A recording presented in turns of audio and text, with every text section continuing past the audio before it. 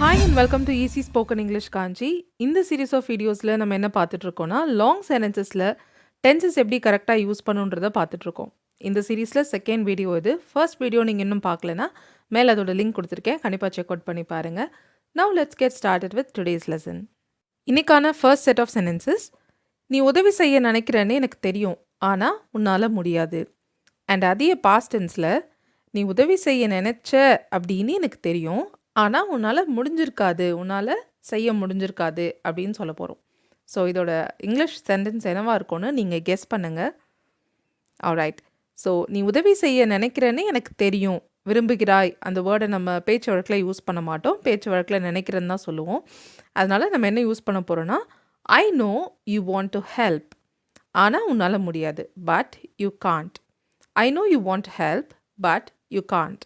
So இதையே அப்படியே past டென்ஸில் எப்படி சொல்லலாம்? நோவை நியூன்னு மாற்றணும், யூ வாண்டட்னு மாற்றணும், டு ஹெல்ப்டுன்னு மாற்றணுமா? நோ, மாற்றக்கூடாது. பட் யூ காண்ட், இது என்னென்னு மாற்றணும்? பட் யூ குடண்ட் அப்படின்னு மாற்றலான்னு நீங்கள் சொல்லியிருக்கலாம், நீங்கள் நினச்சிருக்கலாம்.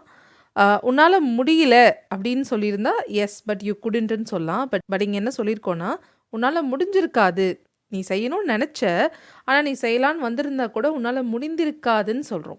ஓகே, அதனால் என்ன சொல்லணும்னா, I knew you wanted to help but you couldn't have helped me. உன்னால் எனக்கு உதவி இருக்க முடியாது அப்படின்னு சொல்கிறோம். ஓகே, உன்னால் உதவி செய்ய முடிந்திருக்காது அந்த அர்த்தத்தில் பட் யூ குடண்ட் ஹேவ். உன்னால் முடியவில்லை அப்படின்னு சொல்லணும்னா பட் யூ குடண்ட்டுன்னு சொல்லலாம். நீ உதவி செய்ய நினச்சேன்னு எனக்கு தெரியும், ஆனால் உன்னால் முடியல. ஆனால் இங்கே நம்ம அப்படி சொல்லலை, உன்னால் செஞ்சுருக்க முடியாது, அந்த வேலை அவ்வளோ கஷ்டமான வேலை, நீ உதவி செய்யணும்னு நினச்ச, பட் நீ செய்யணும்னு வந்திருந்தாலும் உன்னால் செய்திருக்க முடியாதுன்னு சொல்கிறதுனால பட் யூ குடண்ட் ஹேவ்னு சொல்கிறோம். Okay, alright. Next set of sentences போகலாம். அவன் கிளம்புறதுக்கு முன்னாடி பாய் சொல்லாமல் போயிட்டான். அவன் கிளம்புறதுக்கு முன்னாடி பாய் சொல்லாமல் தான் போவான், சரிங்களா? ஸோ அவன் போயிட்டு வரேன்னு சொல்ல மாட்டான், கரெக்ட்? ஸோ கிளம்புறதுக்கு முன்னாடி அவன் போயிட்டு வரேன்னு சொல்லலை. ஃபஸ்ட்டு சென்டென்ஸ் வந்து பாஸ்ட் டென்ஸ். அடுத்தது, அவன் எப்போவுமே கிளம்புறதுக்கு முன்னாடி பாய் சொல்ல மாட்டான், அதாவது போயிட்டு வரேன்னு சொல்ல மாட்டான் அப்படின்ற அர்த்தத்தில் ப்ரெசென்ட்டில் சொல்ல போகிறோம். ஸோ ஃபர்ஸ்ட் சென்டென்ஸ் எப்படி சொல்லலாம்? He didn't say bye before he left. கிளம்புறதுக்கு முன்னாடி அவன் பாய் சொல்லலை. Okay, he didn't say bye or good bye before he left. Okay, present டென்ஸில் எப்படி சொல்லலாம்? எப்போவுமே இந்த விஷயம் நடக்காது, எப்போவுமே அவன் போயிட்டு வரேன்னு சொல்ல மாட்டான். ஸோ அதை எப்படி சொல்லலாம்னா, he doesn't say bye before he leaves. Okay, he doesn't எப்போவுமே சொல்ல மாட்டான், அதனால் சிம்பிள் ப்ரெசென்ட்டில் he doesn't say bye before he leaves. Alright. அந்த நெக்ஸ்ட் ஒன், நீ செய்கிறது எப்போவுமே கரெக்டாக இருக்கும், நீ செஞ்சது எப்போவுமே கரெக்டாக இருந்துச்சு. ரொம்ப சிம்பிளாக இருக்குது, ட்ரை பண்ணுங்கள். Okay, what you do is always correct. What you did was always correct. Okay, did you see what happened here? First என்ன சொல்லியிருக்கோன்னா, நீ செய்தது எப்போவுமே சரியாக இருக்கும், இல்லை இருக்கிறது. இருக்கும் அப்படின்றது ஒரு ஃப்யூச்சர் சவுண்டாக இருந்தாலும் இந்த இடத்துல அது எப்போவுமே நடக்குதுன்னு சொல்கிறதுனால நம்ம இஸ் ஆல்வேஸ் கரெக்டுன்னு சொல்கிறது தான் கரெக்டாக இருக்கும். What you do is always correct.